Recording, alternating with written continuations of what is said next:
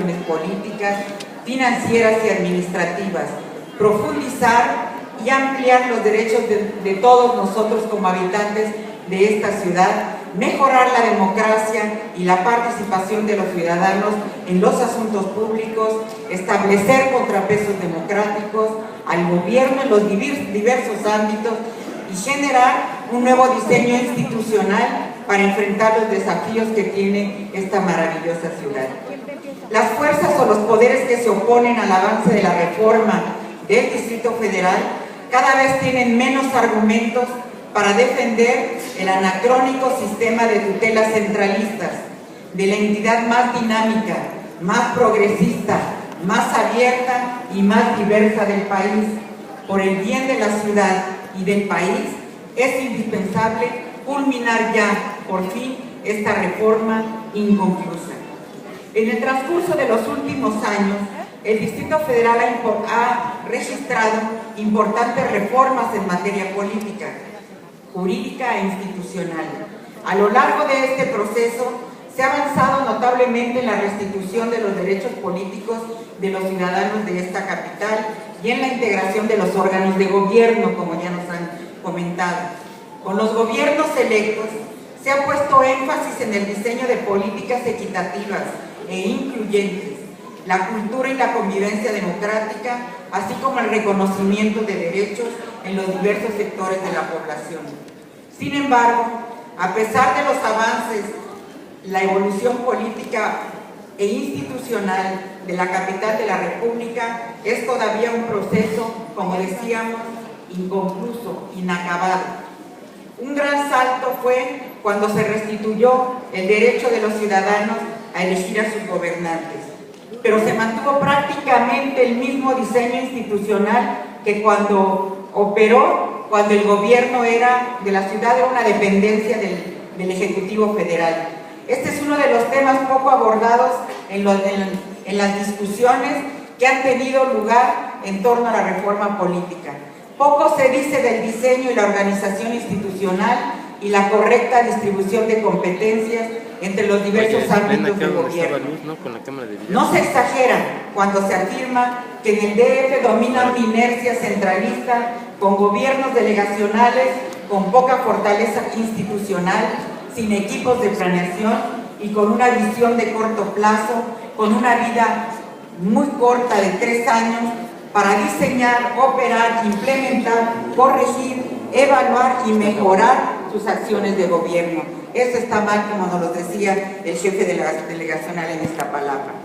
Se ha mantenido el mismo diseño que existía, donde había un regente nombrado por el presidente y delegados designados por el regente.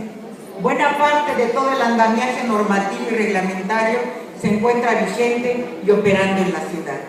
Las delegaciones se mantienen como órganos desconcentrados de la administración pública, sujetos a la tutela formal del secretario de gobierno.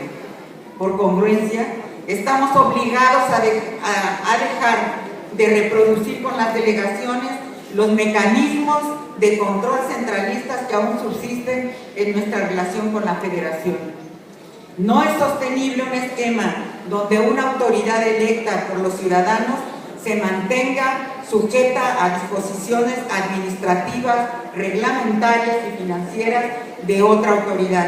Es indispensable fortalecer el nivel de gobierno más próximo a los ciudadanos, el que atiende lo cotidiano y garantiza la gobernabilidad de esta ciudad.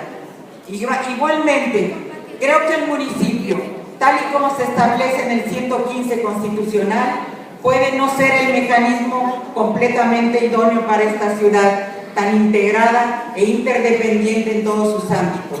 Pero lo básico que habría que rescatar de ello es la necesidad de crear gobiernos locales con facultades plenas que tengan instancias, por ejemplo, tipo consejo, que superen el esquema unipersonal que tiene actualmente.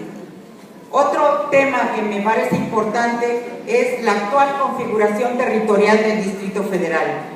La actual división territorial de las delegaciones es producto de la reforma de 1970, que significó el cambio más importante administrativamente hablando después de 1928, cuando dejamos de ser realmente con más derechos, la creación del Departamento Central.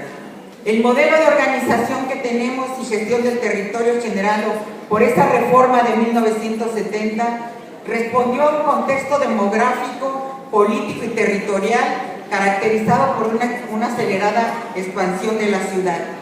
Por ejemplo, en 1970, Iztapalapa tenía el 7.6 de la población de la ciudad. Con ello ocupaba el 8º lugar en el número de habitantes. Para 1980 tenía ya el 14.34% de la población. Para 1990 el 19.99%. En el 2010 tenemos el 20.55%. La Ciudad de México ya no es la misma que de 1970. Su naturaleza jurídica, su configuración urbana, su extensión territorial, su población, sus características sociales, su composición etaria, su cultura, todos los niveles son totalmente diferentes a esa época.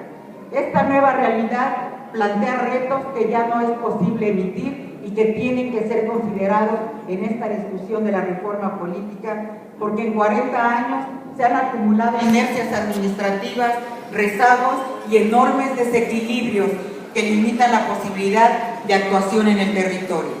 Impacta en forma administrativa y financiera el tamaño de la estructura, los funcionarios que atienden de cada delegación, es desigual y desproporcionada de acuerdo a cada delegación. Desde hace 18 años existe un mandato expreso en el Estatuto de Gobierno para que se estudie y se revise una nueva configuración territorial. Comparto la opinión de muchos en el sentido de que para un mejor funcionamiento de estos espacios de gobierno es necesario revisar su actual configuración y, si así se considera, dividir las delegaciones más grandes. Por ejemplo, Iztapalapa es imposible que un delegado esté gobernando a 2 millones de habitantes con disparidades tan fuertes como la Sierra de Santa Catarina y la colonia Sinatel. Me parece que ahí hay todo un tema para la reforma política. Yo quiero concluir con algunos puntos, ¿sí?, de propuesta. Me parece que tiene que tomarse en cuenta para la Constitución, la nueva Constitución política de la Ciudad de México, deben quedar resueltos sobre todo los siguientes temas: la naturaleza jurídica de las delegaciones, el órgano de gobierno colectivo tipo consejo en las delegaciones, división territorial equilibrada en términos poblacionales con un promedio de 500,000 habitantes por delegación, no más, atribuciones y distribución de competencias entre las distintas instancias de gobierno, descentralización de servicios y acciones al ámbito local, como salud, asistencia social, mantenimiento de vialidades primarias, etc. Ingresos y financiamiento, tiene que determinarse la conveniencia o no de establecer algunas facultades tributarias a las delegaciones y mecanismos de coordinación y colaboración con la política recaudatoria de la ciudad. Tiene que evaluarse la creación de un fondo determinado para un porcentaje del gasto total neto destinado a las delegaciones. Tienen que establecerse indicadores y fórmulas de distribución de recursos más equitativos. No puede ser que en el caso de Iztapalapa sea aparentemente la delegación que más recursos recibe, pero si se divide por habitante es la que menos recursos recibe en toda la ciudad. Tiene que buscarse un mecanismo y procedimientos claros y accesibles de participación ciudadana en asuntos públicos, desarrollo de sus comunidades y en el ejercicio de derechos. Mecanismos legales y obligatorios de coordinación con el gobierno central, con los otros gobiernos delegacionales, con los gobiernos municipales de la zona metropolitana, para atender la problemática común. Muchísimas gracias, son algunas de las propuestas que traemos.